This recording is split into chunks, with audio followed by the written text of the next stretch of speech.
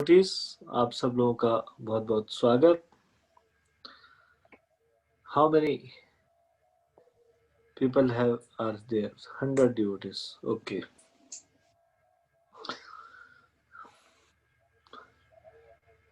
How many of you have read Bhagavad Gita before?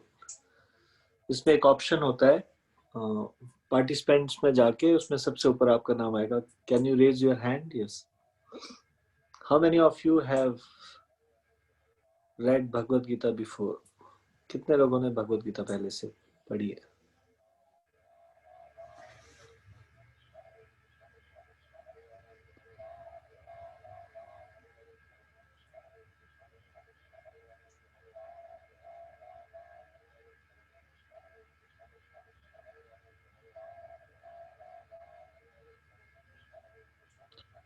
Very good. विष्णुकार प्रभु, आपको background sound box की आवाज बंद कर दो.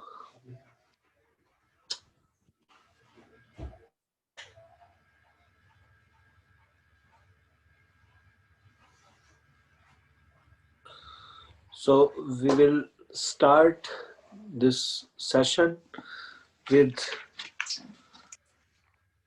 these auspicious prayers जो भगवद गीता के स्टार्टिंग में, शुरुआत में हम देखते हैं, मंगलाचरण जिसको बोला जाता है. तो कृपया आप सब लोग इसको देख के ये मेरे साथ ये प्रार्थना बोलेंगे. विष्णुवार प्रभु, वो डिस्प्ले होगा ओम अज्ञानतिमिरान्धस्य, या फिर सबके पास भगवद गीता होगी? तो I can not here you. Unmute करना होगा. इसमें नहीं डिस्प्ले करते प्रभु जी, इसको ही. अच्छा ठीक है, अच्छा ठीक है, ठीक है. तो सब लोग भगवद गीता निकाल लीजिए.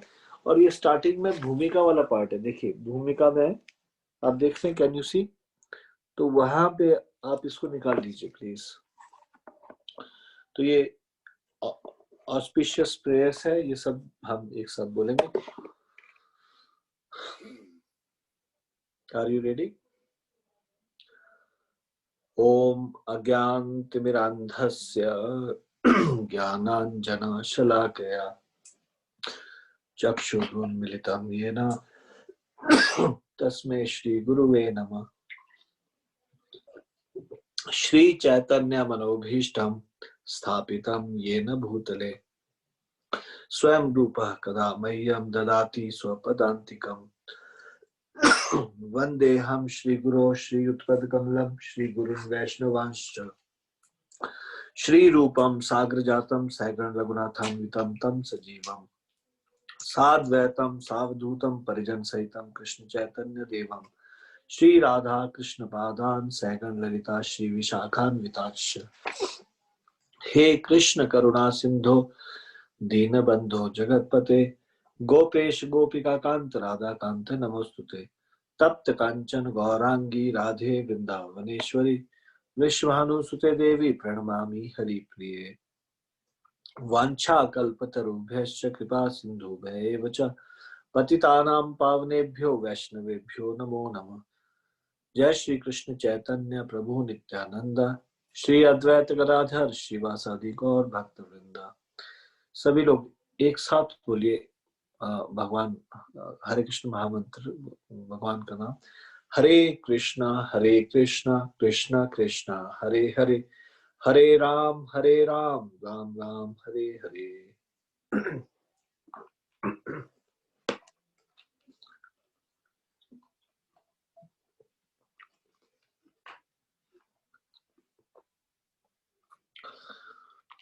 So today we will discuss about this verse, chapter 9, verse number 10. 9वें अध्याय का 10वां श्लोक.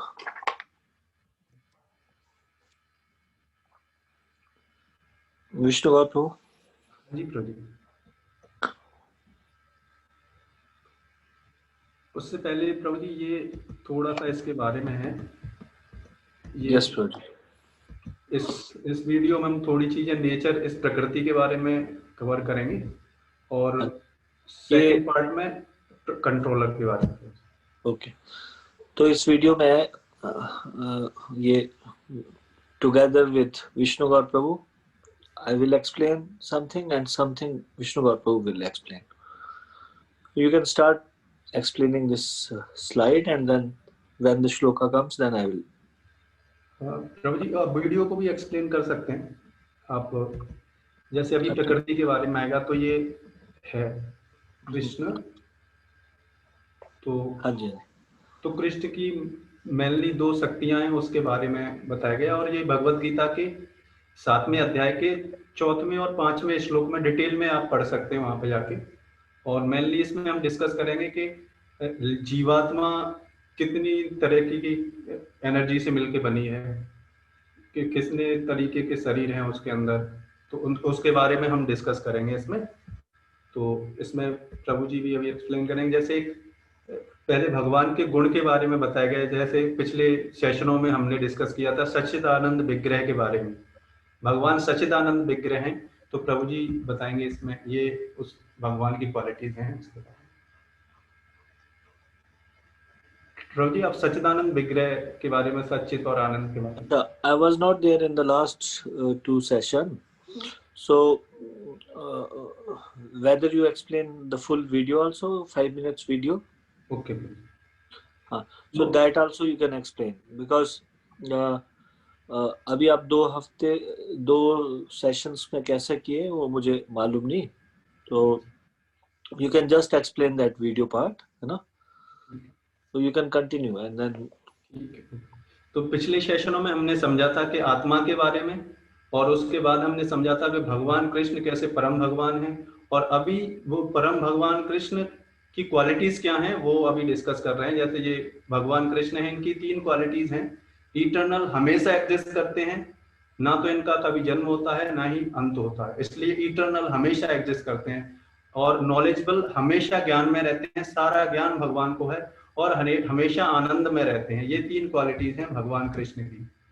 और भगवान कृष्ण की 2 मुख्यतः शक्तियां हैं, पहली आध्यात्मिक शक्ति, दूसरी, और आध्यात्मिक शक्ति की भी ये खासियत होती है, क्या हमेशा एग्जिस्ट करता है, सत्य, चित्त और आनंद, हमेशा एग्जिस्ट करता है, हमेशा ज्ञान में रहता है और हमेशा आनंद में रहता है। ये आध्यात्मिक शक्ति की क्वालिटीज हैं।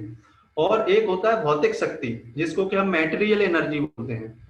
इस मैटेरियल एनर्जी की 3 क्वालिटीज होती है, क्या ये कुछ समय के लिए एग्जिस्ट करती है, हमेशा एग्जिस्ट नहीं करती, और ये निरानंद में होती है। इसके बस में जब जीवात्मा होता है तो उसको ज्ञान नहीं रहता, और हमेशा दुख में कष्टकारी रहती है, ये भौतिक शक्ति के कारण। अब जीवात्मा किस किस का बना है, जैसे ये आत्मा हमने पिछले सेशन में समझा था, we are not this body, we are the soul. तो ये आत्मा के ऊपर कवरिंग किसका होता है, ये आत्मा किसकी बनी है, आध्यात्मिक शक्ति की। आप देखेंगे ये आत्मा सच्चित और आनंद की बनी रहती है, ये हमेशा इन क्वालिटीज की बनी होती है। लेकिन जब ये आत्मा इस संसार में आती है तो इसके 2 शरीर मिलते हैं भौतिक शक्ति के। क्या क्या है वो, ये एक शक्ति है जिसको बोलते हैं भौतिक शक्ति, और ये भौतिक शक्ति सूक्ष्म शरीर बोला जाता है इसको, सटल बॉडी, सटल बॉडी होता है, ये भौतिक शक्ति का पार्ट होता है। आध्यात्मिक शक्ति से तो आत्मा बनी है, लेकिन उसके ऊपर भौतिक शक्ति है। अब भौतिक शक्ति जो है सूक्ष्म 2 तरीके की होती है, सूक्ष्म और स्थूल, सटल और ग्रॉस। तो सटल मन, बुद्धि और अहंकार से मिलकर बनी होती है। आप देखेंगे ये माइंड, इंटेलिजेंस और ईगो, इनकी मिलकर बनी होती है। और ग्रॉस बॉडी इसके ऊपर होती है, जो आप देख पा रहे हैं ये शरीर बाहर का, इसको बोलते हैं ग्रॉस या स्थूल शरीर। तो ये किसका बना है, अर्थ, वाटर, फायर, एयर और स्पेस का मिलकर बना होता है। आप देखेंगे इसमें ये जो अर्थ, वाटर, फायर, एयर और स्पेस, तो ये स्पेस का गुण होता है ध्वनि, और इससे क्या होती है, हवा आती है। हवा का क्या स्पर्श क्वालिटी होता है, और इन सब के अंदर प्रीवियस क्वालिटी सारी होती हैं। अग्नि के अंदर फॉर्म होती है, देखने का गुण होता है। जल के अंदर स्वाद, टेस्ट होता है, और पृथ्वी के अंदर सूंघने का गंध होता है। ये सब क्वालिटीज होती हैं इसके बारे में ये इनसे मिलकर हमारा शरीर बना हुआ है। आत्मा के अंदर सटल बॉडी है, मन बुद्धि अहंकार, और उसके ऊपर ग्रॉस बॉडी है जो किसका बना है? अर्थ वाटर फायर और एयर और स्पेस। और इनके एक एक क्वालिटीज हैं, जैसे साउंड, तो साउंड का क्वालिटीज इनके सामने सब में इनबिल्ड होता जा रहा है ना। जैसे पृथ्वी के अंदर ये सब गुण हैं, सूंघने का, फॉर्म का, ये सब ये गुण हैं। तो इनके बारे में डिटेल में अगर आपको जानना है तो डिटेल में आप जान सकते हैं भगवद गीता के 7 चैप्टर के 4th वर्स में। तो अभी अब मैं प्रभु जी को दूसरे पार्ट के बारे में मैं रिक्वेस्ट करूंगा। कंट्रोलर, अब कृष्ण कैसे कंट्रोलर हैं उनके बारे में प्रभु जी बताएंगे। तो ये भगवद गीता का 9th चैप्टर का 10th वर्स है। तो ये श्लोक प्रभु जी करेंगे एक्सप्लेन। हरे कृष्णा प्रभु जी। हरे कृष्ण प्रभु जी। Yes, एक बार पिछली स्लाइड दिखाना, मैं उस पर भी थोड़ा सा बोलना चाहता हूँ। हाँ जी।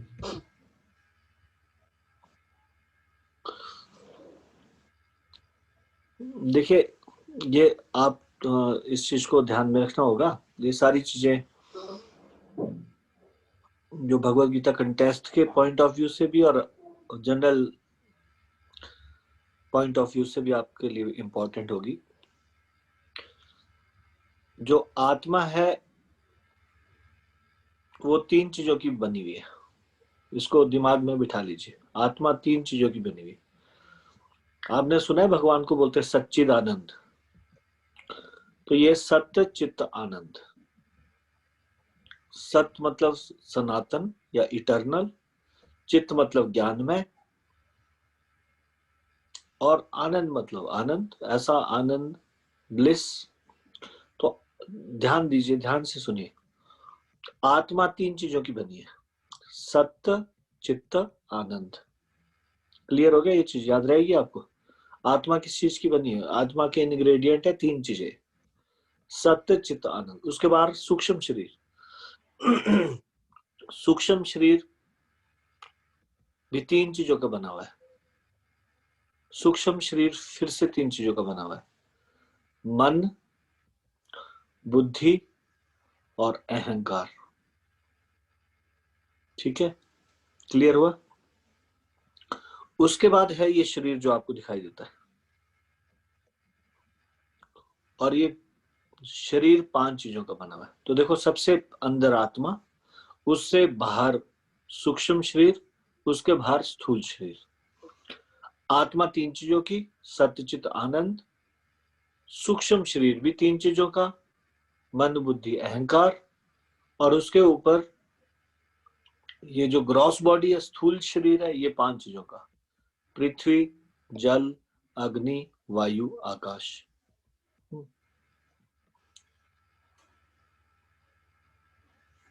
और पांचों के अपने अपने गुण होते हैं।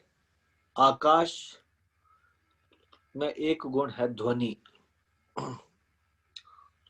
उसके बाद जब वायु आती है तो वायु में ध्वनि वाला गुण भी आता है और स्पर्श वाला गुण भी आता है। आकाश में स्पर्श कर सकते हैं? नहीं कर सकते। तो सबसे पहले जो 5 चीजें हैं उसमें आकाश, फिर उसके बाद वायु। वायु में आकाश का गुण शब्द, वो है, ध्वनि है ही है, साथ में स्पर्श का गुण भी आ गया। फिर उसके बाद अग्नि। अग्नि में पिछले 2 के सारे गुण है। वायु का गुण क्या था? स्पर्श। और आकाश का गुण क्या था? शब्द या ध्वनि। तो ध्वनि और स्पर्श दोनों अग्नि में है, लेकिन एक अपना गुण भी ऐड हो गया, वो है रूप। वायु दिखाई नहीं देती थी, आकाश दिखाई नहीं देता था, लेकिन अब अग्नि दिखने वाला गुण भी आ गया। पिछले 2 गुण तो थे ही, साथ में एक और गुण ऐड हो गया। अग्नि में तीनों गुण है। शब्द यानी कि ध्वनि भी करती है अग्नि, स्पर्श भी कर सकते हैं उसको, और उसका रूप भी है, देखने में कोई रूप है। फिर जल, जल में एक गुण और ऐड हो गया, और वो है स्वाद। अभी तक कोई स्वाद वाला गुण किसी में था इसमें? आकाश में नहीं था। फिर आकाश के बाद वायु आई, उसमें भी स्वाद वाला गुण नहीं था, और अग्नि में भी स्वाद वाला गुण नहीं था। तो पिछले 3 गुणों के अलावा एक और गुण ऐड हो गया इस जल में, और फिर उसके बाद हो गया पृथ्वी। तो पृथ्वी में एक और गुण ऐड हो जाता है। ये पृथ्वी तत्व की वजह से एक गुण है, वो है गंध का। इन केवल अग्नि मात्र में गंध का गुण नहीं है, केवल वायु मात्र में गंध का गुण नहीं है, केवल आकाश मात्र में गंध का गुण नहीं है। जल में भी जब तक पृथ्वी तत्व ना मिला हो तब तक गंध का गुण नहीं है। तो ये हो गए 5। ठीक है, क्लियर हो गया अभी आपको? 5 ग्रॉस जो है स्थूल शरीर, ये 5 चीजों का है। सूक्ष्म शरीर 3 चीजों का है, मन बुद्धि अहंकार, और उसके अंदर है आत्मा। जब व्यक्ति मरता है, शरीर छोड़ता है, तो पंच तत्व तो यहीं पे विलीन हो जाता है। आत्मा अकेली नहीं जाती है, आत्मा के साथ ये 3 चीजें साथ जाती है। सूक्ष्म शरीर साथ जाता है, मन बुद्धि अहंकार। और जब आत्मा इस प्रकार से जाती है तो मन बुद्धि अहंकार में सारी के सारे हमारे पुराने एक्सपीरियंसेस साथ में जाते हैं, उसके अनुसार फिर हमको नया शरीर मिलता है। ठीक है, नेक्स्ट स्लाइड तो जी।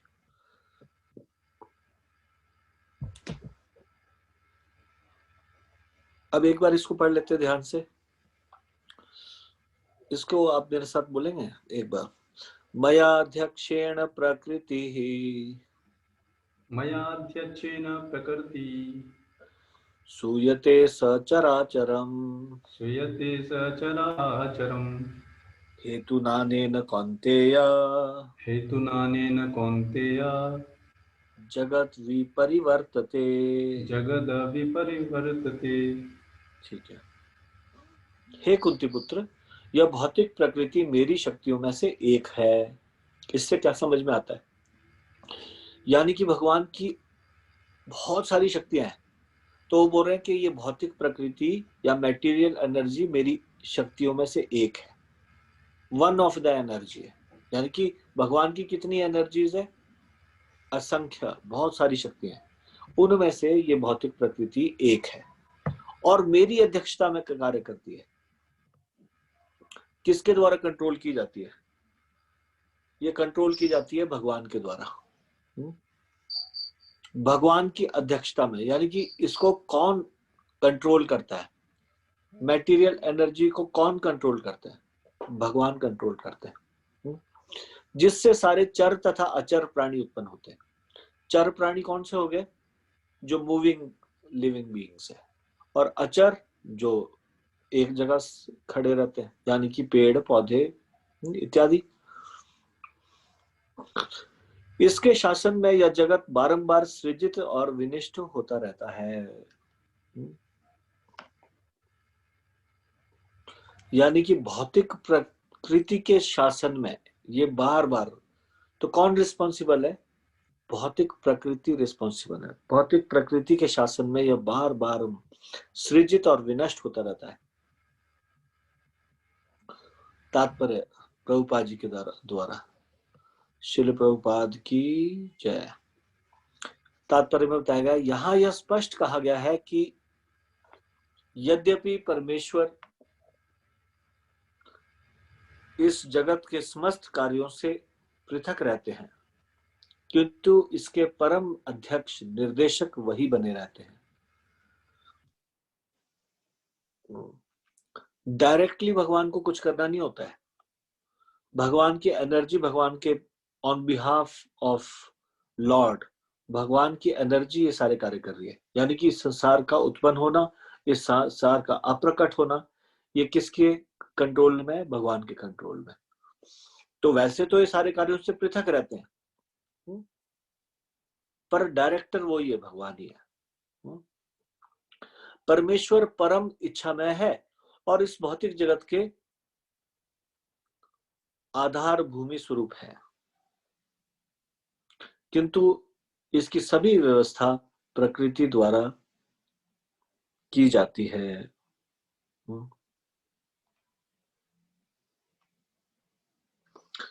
परम इच्छामय है मतलब जो चाहे वो करें, उनके ऊपर कोई बंदिश नहीं है।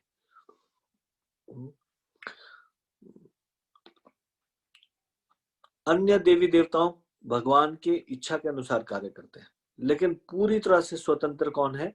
भगवान। इस भौतिक जगत के भी आधार भूमि स्वरूप है भगवान। उन्हीं की वजह से, जैसे एक सूर्य की किरण है, उसका आधार भूमि स्वरूप कौन है? सूर्य। सूर्य की वजह से वो किरण एग्जिस्ट करती है। उसी तरह से भगवान के कारण ये भगवान की भौतिक शक्ति एग्जिस्ट करती है। किंतु इसकी सभी व्यवस्था प्रकृति द्वारा की जाती है। भौतिक जगत कैसे उत्पन्न होगा, उसकी व्यवस्था सारा प्रकृति के द्वारा चलाई जाती है, और प्रकृति भगवान के इशारे पे काम करती है। भगवत गीता में भी कृष्ण यह कहते हैं, मैं विभिन्न योनियों और रूपों वाले जीवों का पिता हूं। जिस तरह पिता बालक उत्पन्न करने के लिए माता के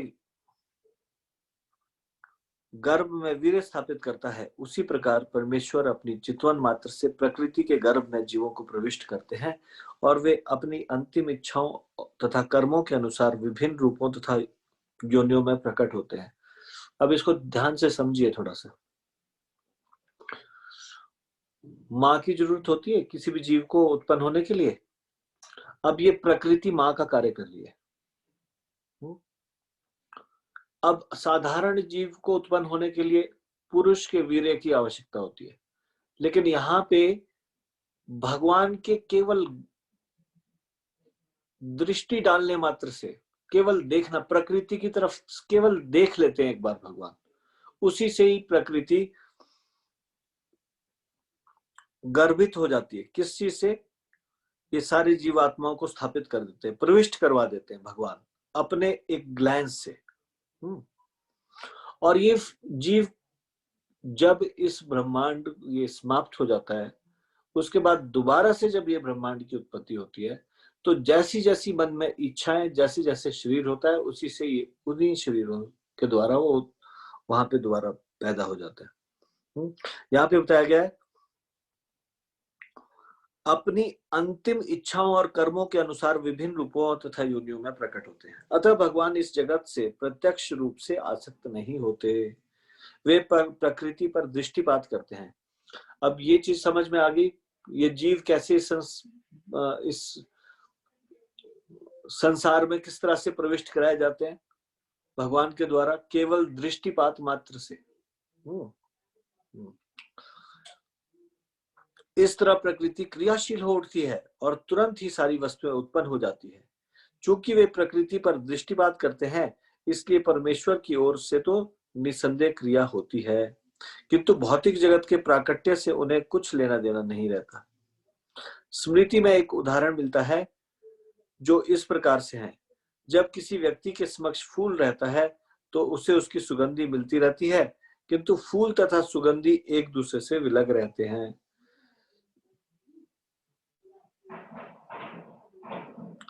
ऐसा ही संबंध भौतिक जगत तथा भगवान के बीच में भी है।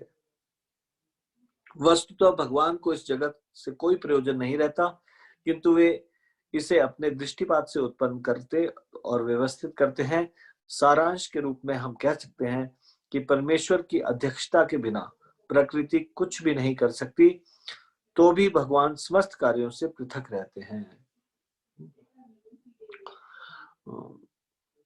मतलब भगवान के कारण ही सब कुछ संभव है, लेकिन फिर भी भगवान इन सब चीजों से पृथक है। कैसे पृथक है? डायरेक्टली इन्वॉल्व नहीं है, भगवान की शक्तियां ही सब कुछ कर रही है। भगवान का डायरेक्टली कोई इन्वॉल्वमेंट नहीं है। स्मृति यहाँ पे बताया गया है, तो स्मृति यानी कि शास्त्रों की बात की गई है, पुराणों इत्यादि की बात। तो उसमें इस तरह से एग्जाम्पल मिलता है कि सुगंधी फूल के कारण ही है, लेकिन फिर भी फूल से विलग है। उसी प्रकार से ये प्रकृति भगवान के कारण ही है, लेकिन फिर भी भगवान से विलग है। नेक्स्ट क्या है विष्णु गौड़ प्रभु आपकी स्लाइड में?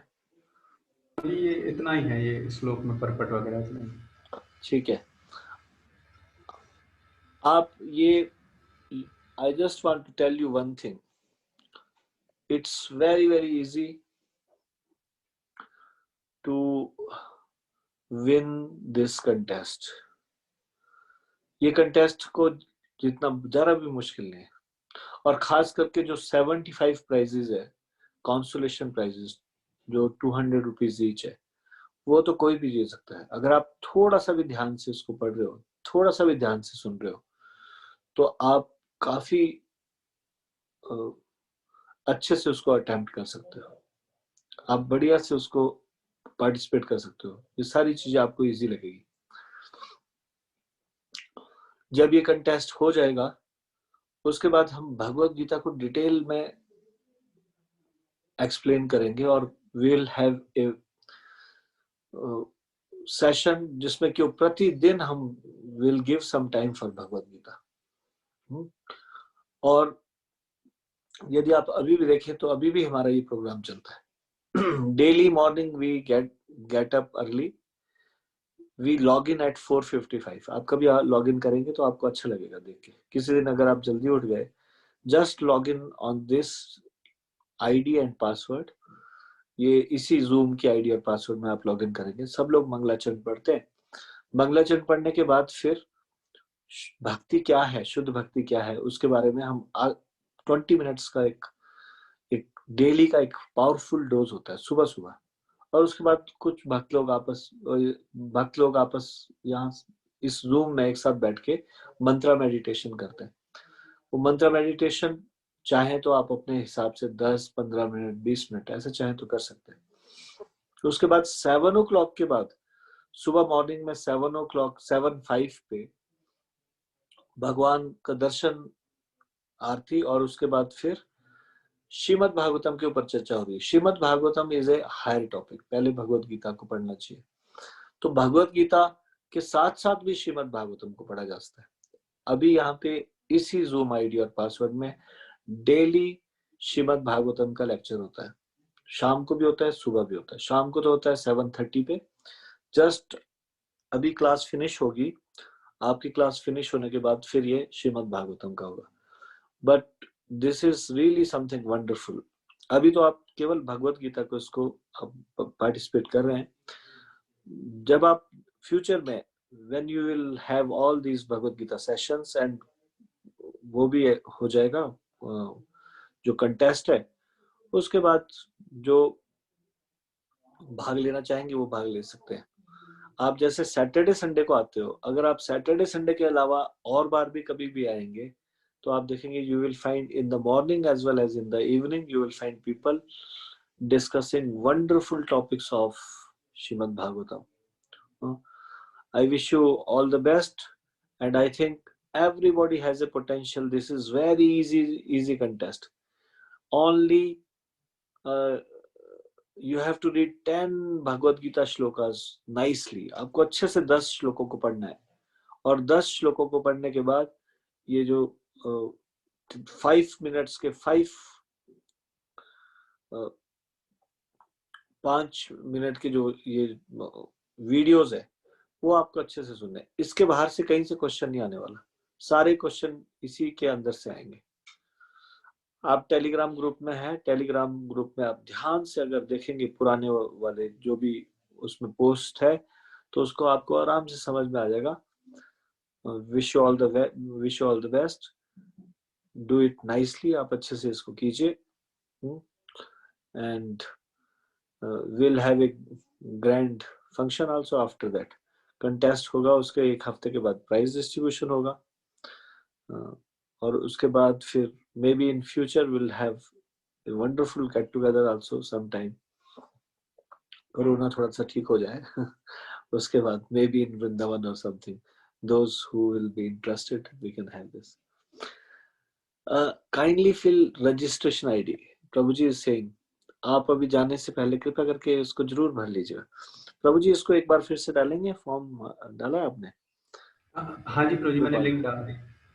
तो ये लिंक को क्लिक करके, कुछ लोगों ने आईडी इसी में ही डाल दी है चैट बॉक्स में। चैट बॉक्स में हो गया, कुछ लोगों को पता नहीं, तो कुछ भक्तों को मैंने बोला। हाँ जी, तो you can fill this registration ID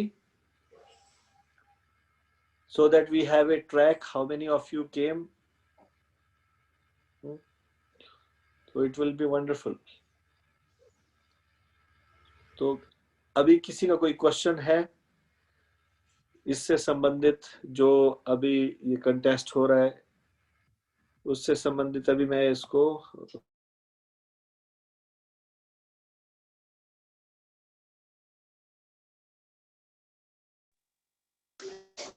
जी आप म्यूट हैं।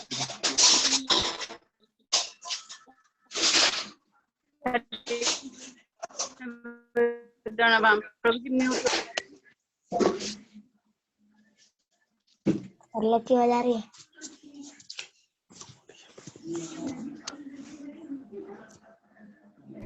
हरे कृष्ण प्रभु जी, आवाज म्यूट हो प्रभु गई। जी आप म्यूट कर लिया, ओ सॉरी म्यूट करना पड़ेगा। ओके ओके, मैंने अभी अनम्यूट कर लिया। मैं अभी सबको म्यूट कर रहा हूँ।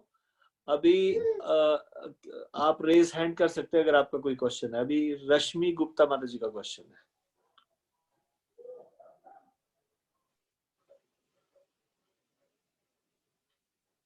Do you have any question? आपने रेज हैंड किया शायद, या any other person who has any question regarding this contest or whatever we studied today? Amandeep ji, हाँ जी बोलिए। हरे कृष्णा प्रभु जी। हरे कृष्णा जी। इसमें श्लोक में के तात्पर्य में 3 वर्ड हैं, एक चिंतवन, एक विलग और एक पृथक। इन वर्ड्स का मतलब मेरे को पता नहीं चला। अच्छा, चितवन होता है ग्लैंस। ये हिंदी, हम लोग इंग्लिश पढ़ने के आदी हो गए तो इसलिए हिंदी के शब्द मुश्किल लगते हैं। चितवन इज ग्लैंस, ओके। विलग विलग विलग होता है उससे डिफरेंट, विलग होता है उसका अलग, उससे अलग होना।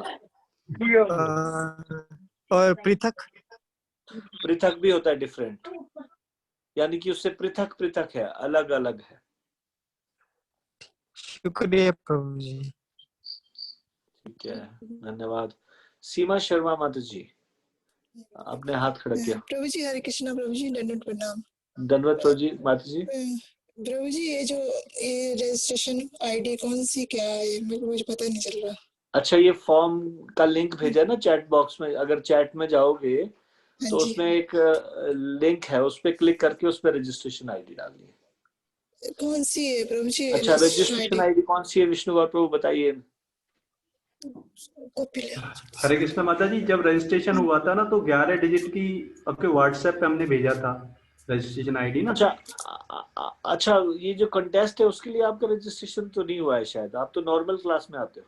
हाँ जी। अच्छा, फिर आपके लिए नहीं है ये। जो लोगों ने कंटेस्ट, भगवत गीता कंटेस्ट में भाग लेने के लिए, उन्हीं के लिए जी Prabhu ji. Thank you. Okay. Any other question from anyone?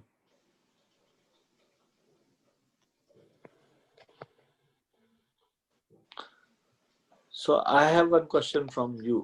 अगर आपका क्वेश्चन नहीं है तो मेरा क्वेश्चन है। मैं पहले सबका हाथ नीचे कर रहा हूँ, कृपया करके आपको बोलना नहीं है, सिर्फ रेज हैंड करना है, ठीक है। मेरा प्रश्न ये है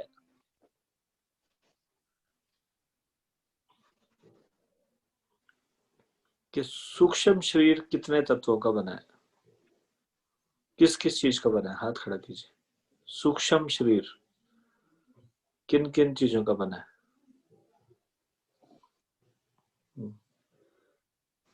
इस पे एक ऑप्शन है रेज हैंड करने का।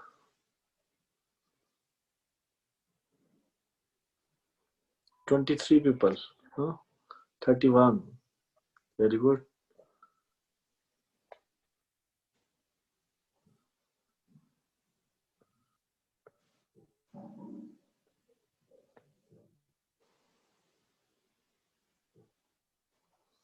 सूक्ष्म शरीर कितनी चीजों का बना है?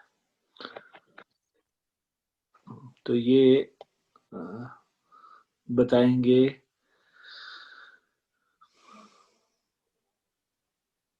संजय ठाकरे प्रभु, आप बताइए।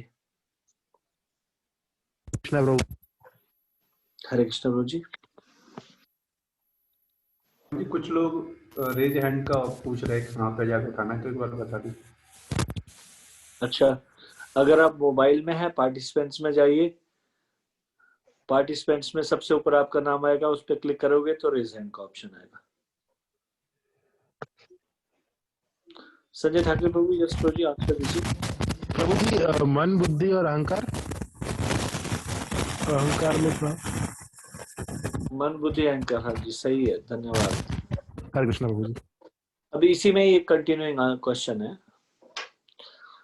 व्हेन समवन डाइज, कोई व्यक्ति शरीर छोड़ता है,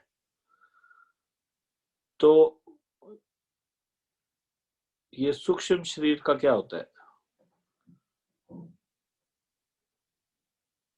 सूक्ष्म शरीर की क्या गति होती है?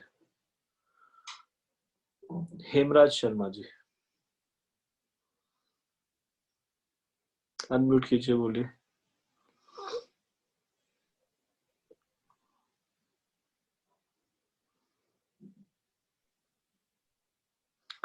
आपको अनम्यूट करना नहीं आ रहा। ओजस्वी गुप्ता। हरे कृष्णा प्रभु जी, धन्यवाद प्रणाम। धन्यवाद जी।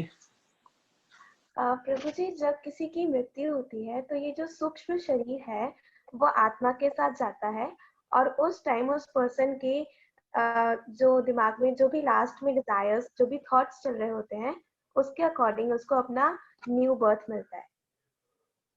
हरी बोल, very good, thank you so much. एक क्वेश्चन और है, अगर आपको आता है तो हाथ खड़े रखिएगा सब लोग, अदरवाइज नीचे कर सकते हैं। वो है, what are the ingredients of a soul?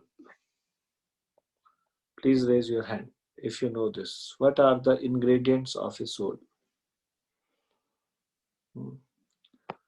Soul के इंग्रेडिएंट्स क्या है? सोल किस चीज की बनी है? कृपया हाथ खड़ा कीजिए।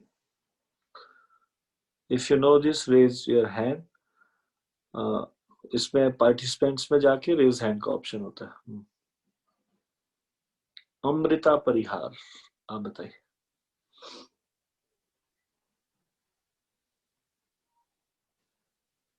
अनम्यूट कीजिए, अमृता परिहार।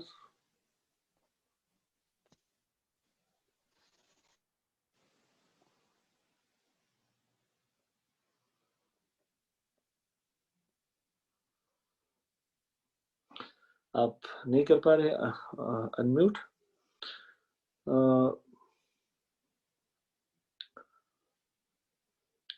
प्रियंका शर्मा,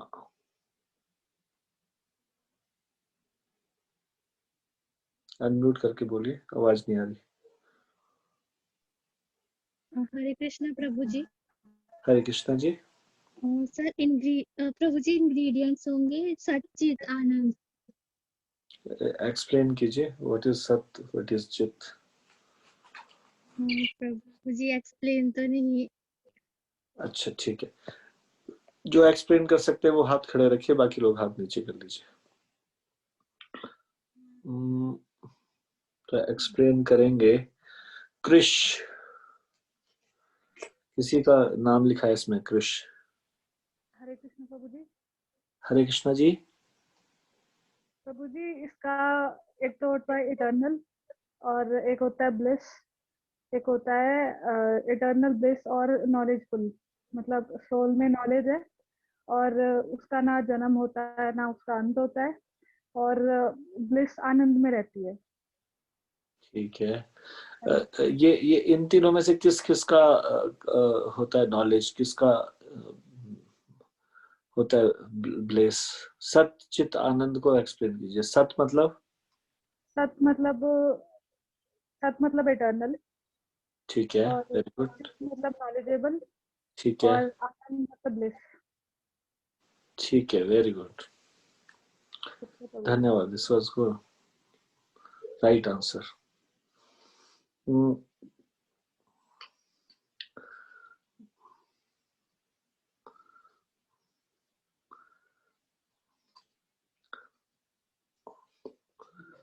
कौन आप में से स्थूल शरीर के 5 अवयवों को बता सकते हैं? स्थूल शरीर किन 5 चीजों के बना हुआ है?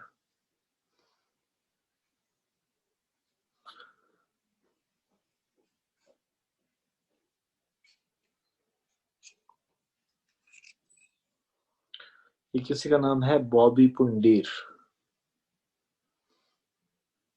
अनम्यूट कीजिए, बताइए।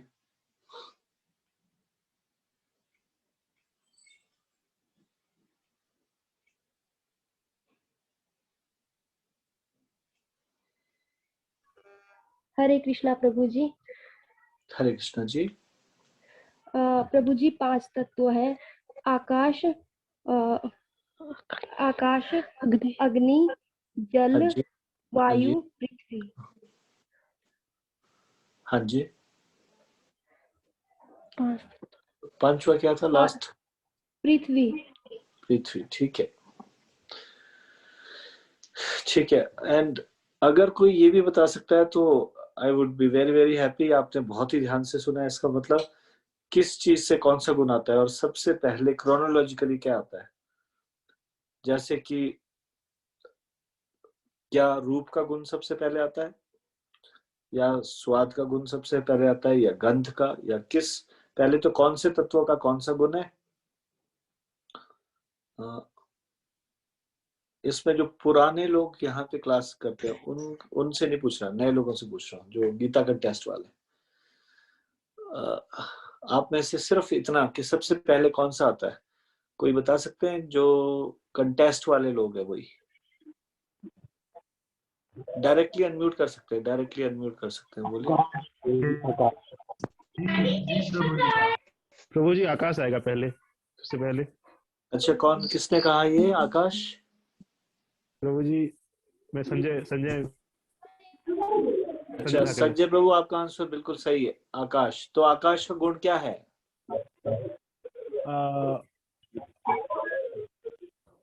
रिकलेक्ट नहीं कर पा रहा प्रभु जी, बट ध्वनि है। ध्वनि ध्वनि, ध्वनि। Very good, very good. या नोट कर लीजिए अगर भूल ना जाए। आकाश मतलब ध्वनि। आकाश के बाद कौन सा तत्व आता है? वायु। पानी। वायु वायु वायु वायु वायु। वायु सही है, जिन्होंने वायु आंसर दिया वो सही है, very good. I am so happy that आपको याद रहा वायु। वायु का गुण सिर्फ कंटेस्ट वाले लोग बोलेंगे, पुराने वाले लोग नहीं। हाँ। ध्वनि और स्पर्श, स्पर्श, ध्वनि और स्पर्श दोनों। तो हाँ ठीक है, उसका व्यक्तिगत गुण स्पर्श उसमें आया वायु में, लेकिन आकाश वाला गुण भी साथ में लेके आए, वो है ध्वनि। तो वायु चलती है तो ध्वनि भी आती है और स्पर्श भी महसूस होता है। बिल्कुल सही, आप नोट कर रहे हो, साथ साथ में नोट कर रहे हो, अगर आप ये एग्जाम में आ सकते हैं। उसके बाद वायु के बाद अग्नि। अग्नि अग्नि अग्नि अग्नि। आप लोगों ने जो अग्नि है उसमें कौन सा व्यक्तिगत गुण आता है? रूप रूप रूप। Very good. तो रूप और पिछले दो गुण कौन से थे? स्पर्श और ध्वनि। स्पर्श और ध्वनि। वायु का स्पर्श और आकाश की ध्वनि, ये भी उसमें हो गया। तो ये तीसरा तत्व होगा। इसके बाद चौथा तत्व कौन? जल जल जल जल। जल का व्यक्तिगत गुण क्या है? स्वाद। स्वाद। पिछले 3 गुण बताइए। स्वाद, रूप, स्पर्श, ध्वनि। स्वाद के साथ अग्नि का रूप, वायु का स्पर्श और आकाश की ध्वनि। यानी कि जल से ये सारी चीजों की आवाज भी आती है, ध्वनि भी होती है। जल में स्पर्श भी महसूस होता है, जल का रूप भी है, और जल में एक और गुण हो गया स्वाद। अब उसके बाद लास्ट वाला क्या है? पृथ्वी। पृथ्वी का व्यक्तिगत गुण क्या है? गंध गंध गंध। पृथ्वी का व्यक्तिगत गुण क्या है? गंध गंध गंध। Very good. तो इसके पिछले 4 गुण बताइए। गंध, रूप, स्पर्श, ध्वनि। याद नहीं हुआ।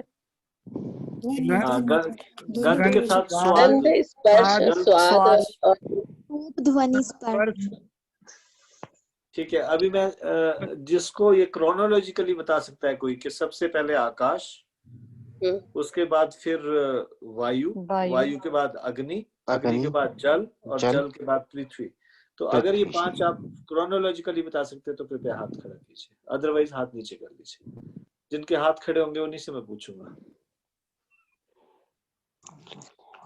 अगर आप ये क्रोनोलॉजिकली बता सकते, क्रोनोलॉजिकली मतलब सबसे पहले कौन सा तत्व, फिर दूसरा कौन सा, तीसरा कौन सा। तो कृपया हाँ अभी नहीं बोलेंगे, कृपया मैं किसी का नाम लूंगा, किसी का एक का।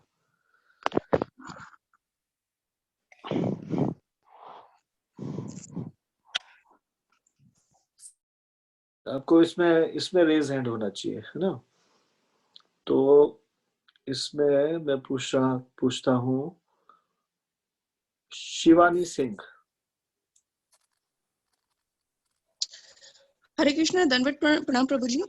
हरे कृष्णा दंडवत जी। प्रभु जी सबसे पहले आकाश आता है। हाँ जी। जिसका गुण ध्वनि है। ठीक है, वेरी गुड। उसके बाद वायु आता है जिसका गुण ध्वनि भी है और स्पर्श भी है। ठीक है। और जो थर्ड है वो अग्नि है। हाँ जी। जिसका गुण रूप है। जिसमें कि तीनों गुण आते हैं, ध्वनि, स्पर्श और रूप। ध्वनि, स्पर्श, रूप। हाँ जी। ठीक है प्रभु जी फोर्थ है जल। हाँ जी। जिसका गुण है टेस्ट, ठीक है। स्वाद। हाँ जी। और प्रभु जी लास्ट वन है पृथ्वी, जिसका जो गुण है वो है गंध। ठीक है, बहुत बहुत धन्यवाद, आपने अच्छे से याद किया। हरे कृष्णा प्रभु जी। ठीक है, थैंक यू सो मच। अभी ये थोड़ा हमारा एक्स्ट्रा चल पड़ा क्लास तो अभी नॉर्मली तो टाइम है ये भागवतम क्लास का, बाकी लोग आ गए जो भागवतम क्लास में पार्टिसिपेट करते हैं। तो अभी हम यहीं पे विराम देंगे इसको, भगवत गीता वाली क्लास को, है ना। चाहें तो आप, यदि आपकी इच्छा हो तो आप भागवतम क्लास में चाहें तो बैठ सकते हैं। अदरवाइज भगवत गीता का नेक्स्ट वर्स हम डिस्कस करेंगे कल। विष्णु गौर प्रभु, कौन सा वर्स है वो जो कल डिस्कस करेंगे?